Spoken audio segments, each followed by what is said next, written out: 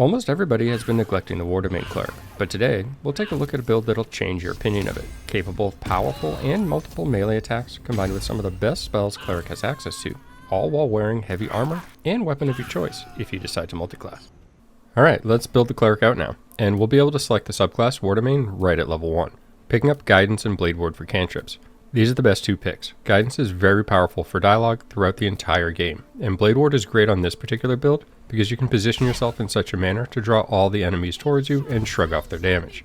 This will help set up the remainder of your party to freely cast, deal damage, or whatever else it is that they do best. We'll be dumping our strength, which I'll explain in more detail shortly. Push dexterity to 17 if using Hair of the Hag on this character, otherwise 16, and boost either intelligence or charisma up higher. This will give you solid armor class, initiative, and saving throws for the character. Pick any two of the three proficiencies you'd like and continue. Now, there are tons of good armor choices with both a high dexterity and the ability to wear up to heavy armor. You can of course slap a tanky heavy piece of gear on and be fine. However, be on the lookout for medium armor pieces like this that allow you to use your dexterity bonus to boost your armor class. And this is even more benefit if you increase your ability score with Hair of the Hag or Mirror of Loss. To compensate for our low strength, we'll be using Elixirs of Giant Strength, and there's enough of these to keep them active the entire game. You just need to know how and where to get them. And if you're unfamiliar, I'll leave a link in the description to a video covering all the info you need for those. The subclass feature at level 1 is War Priest, and you can use a charge to make an additional attack using a bonus action once you've made your regular attack. At this point in the game, whether you dual wield sword and board or use a two-hander, just make sure you're proficient in it. More proficiencies will open up later, but this will limit your selection for the time being. With the first level up, you'll get the ability to turn undead, which is great in certain niche situations. Just don't forget it's there when the time comes.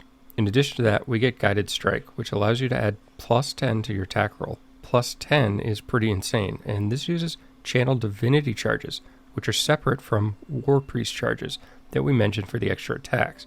We'll cover the recommended spells after we're done putting levels into Cleric to save time. A pair of domain spells at level 3, and they're alright, just not great for this build, and the bigger problem is that they share spell slots with Hold Person, which is absolutely incredible for the build. Select whichever cantrip you like here, and more importantly, we'll get our first feat. The best two choices are Great Weapon Master, the penalty of which can be offset by our Elixir Boosted Strength and Guided Strike, or Warcaster to help maintain concentration on spells like Spirit Guardians that we'll get next level. In this guide, we'll take Great Weapon Master. Level 5 brings a huge power spike from the level 3 spells. Spirit Guardians, Glyph of Warding, and Mass Healing Ward are all very good spells. Spirit Guardians can do tremendous amounts of damage. Simply cast it and weave your way around as many enemies as possible, every single turn while it remains. Glyph of Warding can cover damage sources you might not otherwise have access to, or be used as a crowd control tool if needed. Mass Healing Ward, we hope you don't need to use, but it's there if you do. The next level brings War God's Blessing, and this allows us to buff a party member with plus 10 to their attack roll, the value of which depends on your other party members, but regardless, we get spell slots and divinity charges here. Freedom of Movement and Guardian of Faith will have situational use at this level. Alright, here's a look at the suggested spellbook, and take a screenshot or pause the video if need be. It's comprised of utility and concentration spells to maximize the benefit of the build. From this point onward, things are really flexible. You can continue in War Domain Cleric for higher level spells, or multiclass. There are a number of good multiclass options. Fighter and Paladin are just two examples. Even making a dual wield version with 2 levels in Fighter for Action Surge and 3 levels in Rogue for Fast Hands works as well. In this example, since we're showcasing Minthara, we'll put 5 levels into Paladin for Divine Smite, additional spell slots, and some added utility. We'll run through the Oath of Vengeance version in this guide, but you can pick any subclass for Paladin, and you could even put 7 levels in Paladin with 5 levels in War Cleric. As I said, things are pretty flexible once you have access to this many levels, and with respecs being so cheap in this game. Despite using a two-handed weapon in this guide, defense proves more valuable, and leaves you flexible to swap weapon setups without feeling the need to respec.